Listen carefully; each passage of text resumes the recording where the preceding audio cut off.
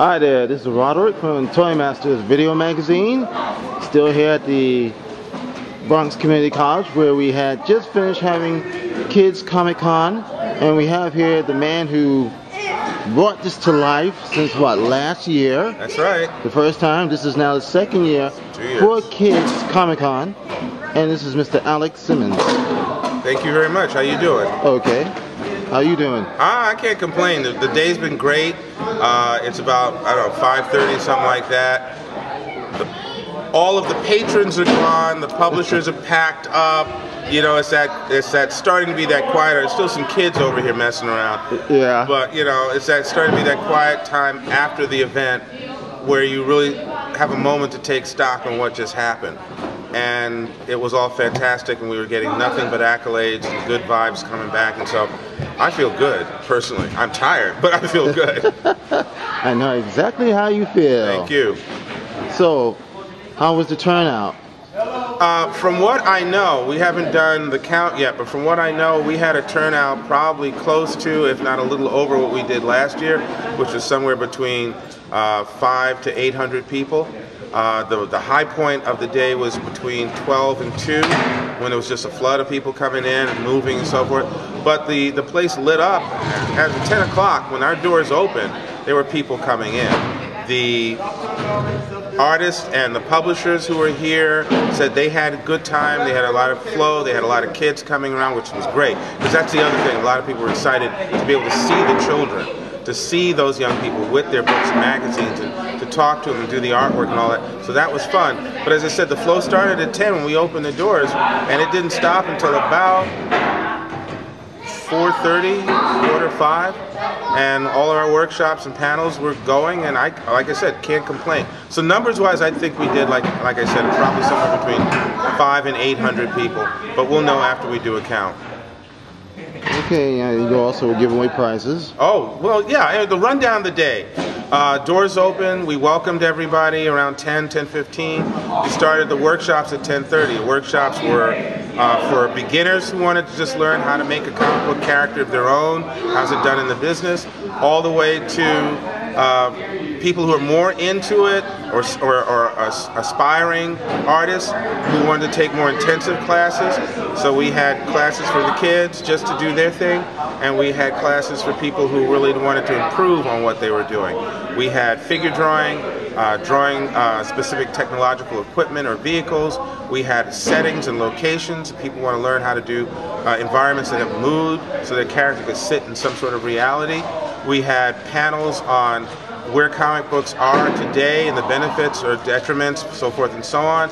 We had a Color of Comics panel about people of color, how they're represented in the business as well as who's in the business. And people, again, just kept flowing and coming. We had representatives from the New York Public Library who came. We had parents and teachers from colleges and so forth who came. And the children, as I understand it, because a lot of the artists and patrons, a lot of the artists and publishers said that a lot of the kids and people they were talking to were from all 5 boroughs and also from Westchester County. So when you figure we're in the Bronx, we're on the campus of BCC, which is a lovely place, but it's not on an easy like main drag, like you don't come out of the subway right here. You know, yeah, I know that. Yeah, you're not expecting necessarily people from outside the community to also flood in, but that's what happened. And so again, the events were great. We did raffles. We did Q&A where we would ask kids comic-related questions, and the one who got the most points won prizes, which were books or T-shirts of characters in some of the books that they were reading here.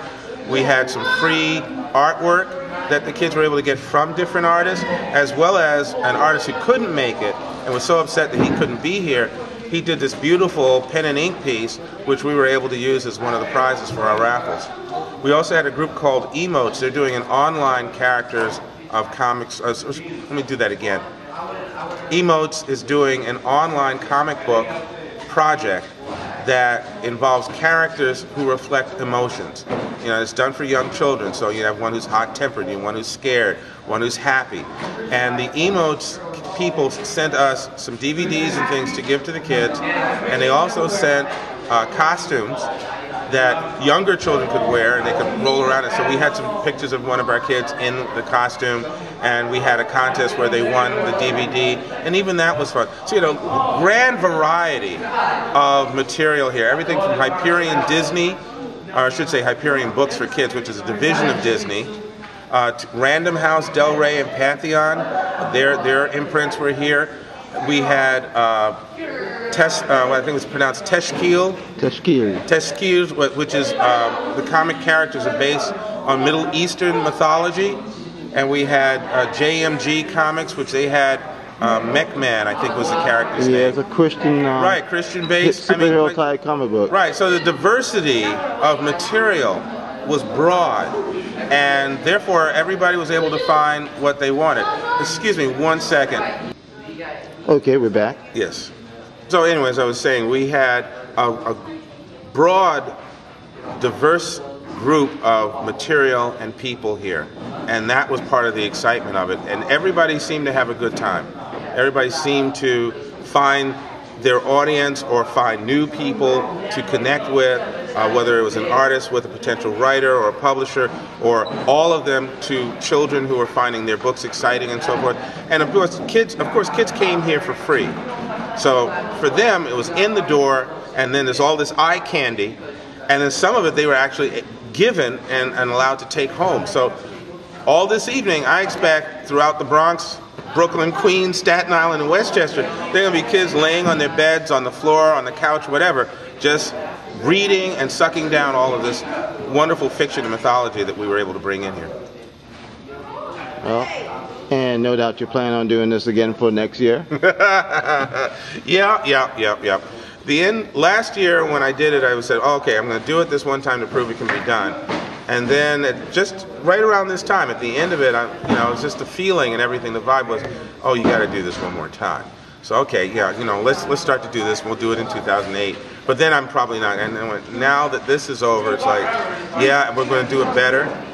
We want to make sure that certain things we learned from this time we just use to improve the next one.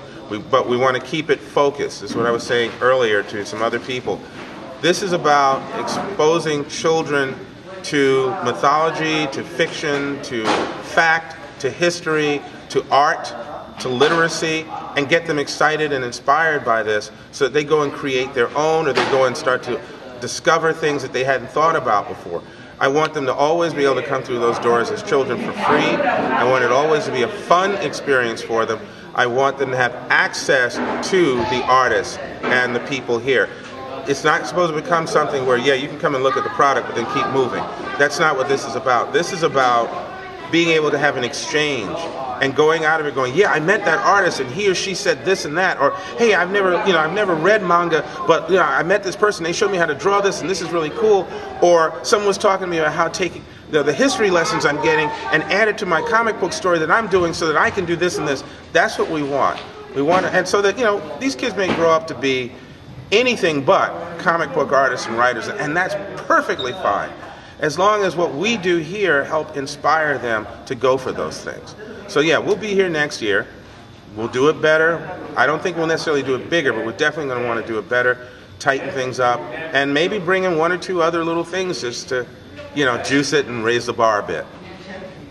Well, thank you, Alex. Thank you. And this is Roderick from Toy Masters Video Magazine, and this is it. Time to call it a night. Yes, and that's definitely what it is. Good night. Good night.